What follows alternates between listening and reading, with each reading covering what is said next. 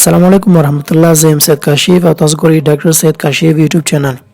د ابن ماجه یو مبارک حدیث دی چې مفهوم دا دی چې حضرت سبحان رضی الله عنه نه روایت دی چې حضرت محمد صلی الله علیه وسلم فرمایل چې زه د خپل امت داسې خلک پیژنم چې د قیامت په ورځ به د غر په شان د نیکو اعمال سره به د الله جل وعلا مخې ته راشي، مګر الله جل وعلا به د دوی نیکی داسې وشیندي لکه خاوره، یعنی ضایع به کړي. کله چې صحابه او دا واوریدل نو ویره پرې راغله. حضرت سبحان رضی الله تعالی عنہ د نبی کریم صلی الله علیه وسلم نه پوښتنه وکړه، اے د الله نبی مونږ ته یې نښانې وښایه تر څو د دوی نه ځان وساتو. حضرت محمد صلی الله علیه وسلم فرمایل چې دا به ستاسو په شان زما امت نه وي چې شپې به پاسیږي، عبادت به کوي څنګه چې تاسو یې کوئ، مګر فرق په دا وي چې دوی به د الله جل وعلا حدودونه اوړي، یعنی دوی تنهایی به ناپاکه وي. نن سوال سوا کلم مخکې شاید د صحابه لپاره دا واضح نه و، یعنی په تنهایی سره ګناه کول مګر په اوسنۍ زمانه کې دې ته د پورنوګرافي یا د فاش فلمونو په شکل کې ګورو چې په هر کور کې د فتنې په شکل په انټرنیټ کې په اسانۍ سره پیدا چې یو ځوان یو د دوه نه په دې مرض او ګناه باندې اخته شوی وي. د دوی تنهایی د دې باعث کیږي چې د دوی نیک عمل ضایع کړي، په ګناه کې اخته کړي، هم روحي او هم جسمي مرزونو باندې اخته کړي. هر کله چې څوک فاش فلمونه ګوري فکر کوي چې زه خو چاته زیان نه رسوم، مګر دا خپل په دې نه پوهیږي چې دای ښکار شوی او خپل ځان ته زیان رسوي. دا نشه یا عادت د نور عادتونو نه یا نشو نه ډیر خطرناک ده، ځکه چې په اسانۍ سره د لاسرسي وړ ده. اثر د مغز په هغه برخه کېږي چې په اسانۍ سره د هغې له منځه وړل ناممکنه ده. او په اوسنۍ زمانه کې د مسلمانانو لپاره یو عادي خبره جوړه شوې چې مګر افسوس نه په څوک خبرې کوي او نه څوک اصلاح کوي. دا هر څه نه مخکې راځو دا ګورو چې د انسان په جسم باندې څه تاثیر لري او څنګه یې تباه کوي، چې تر ټولو زیات مهمې انسان ته دا حالتونه پیښ کوي: ډیپریشن، ناامیدي او د دوی د کورنۍ سیستم خرابول چې په آینده کې مشکلات ورته جوړوي. هر کله چې تاسو یو فاش فلم ګورئ نو ستاسو مغز یو رقم مواد خارجوي لکه ډوپامین، اکسیټوسین، سیروټونین.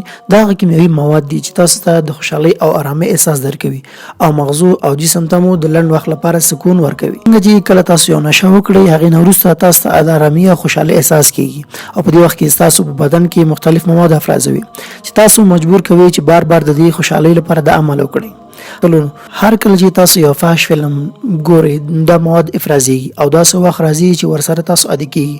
نو هر کله چې تاسو یو سین کتلو نو تاسو ډیر زر جذب کولی، مګر یو څه وخت وروسته تاسو ورسره عادي کیږي او هیڅ تاثیر په تاسو نه کوي او تاسو د دې نه هم د نورو پسې ګرځئ چې دې ته اډیکشن وایي.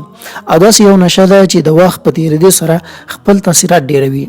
پورنوګرافي انډستری دا یو د ټریلیونو ډالرو انډستری ده یا سینما ده چې فاش مواد خرڅوي او پیسې ګټي، چې د انسان جنسي خواهشات ډیروي او په یو ځناوري باندې بدلوي چې هیڅ ورته نه د چا خپلولي او نه د چا د عزت احترام وي. اوس تاسو ماته ووایئ چې یو اشرف المخلوقات په ځناور بدلیږي، د ټولو نه به څوک ډیر خوشحاله وي؟ د ټولو ته معلومه ده چې شیطان چې د انسان د وجود د اولنۍ ورځې نه نفرت کوي او د همدې په وسیله تاسو د نیک عمل، عبادت، لمونځ نه غافل کوي او تاسو روح ناپاک کوي. او دا عمل د دنیا تر ټولو خطرناک جنگ دی ځکه چې دا زموږ روح مرداروي. د هر څه نه بغیر کله چې دا عمل کوو نو د دې په کتلو سره موږ دوی حمایت کوو د پیسو او د لیدلو په شکل کې چې تاسو ایمان کمزوري کوي او تاسو نور ګناهونو ته ورننه باسي. په 2020 کې یو مطالعه شوې ده چې پورن انډستری یا د فاش فلمونو مرکز د 90 بلیونو ډالرو سرمایه لري چې روزانه هر سایت یې د 10 میلیونو ډالرو نه هم ډیره درآمد لري. دوی ذاتله کتل د 12 نه تر 20 کلو پورې ځوانان ډیر ګوري او په هر ثانیه کې تقریبا 10,000 کسان دا زهر ګوري او په خپل بدن کې اچوي.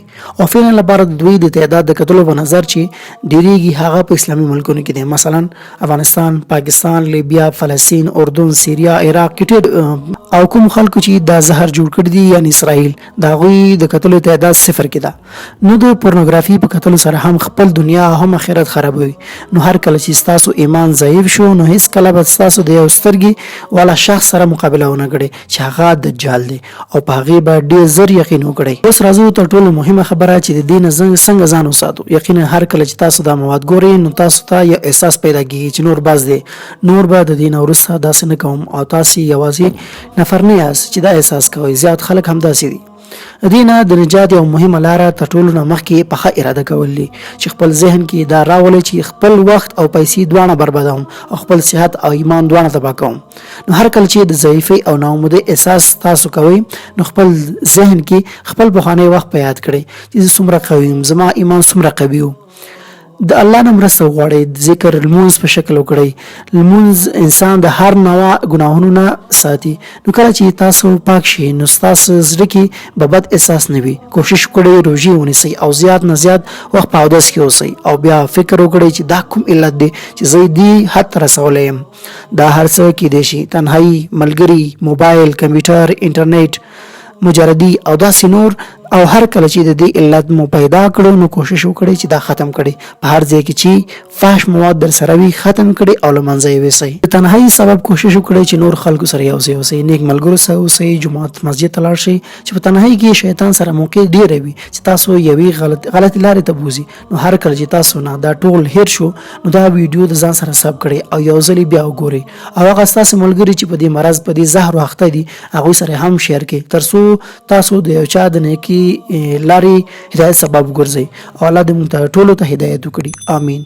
دوستانو که چېرته تاسو زموږ ویډیو خوښ شوي نو زموږ چینل سره سبسکرایب کړئ او د نور ویډیوګانو لپاره زموږ سره اوسئ. خپل نظریات په کمنټ کې سره شریک کړئ. السلام علیکم ورحمت الله.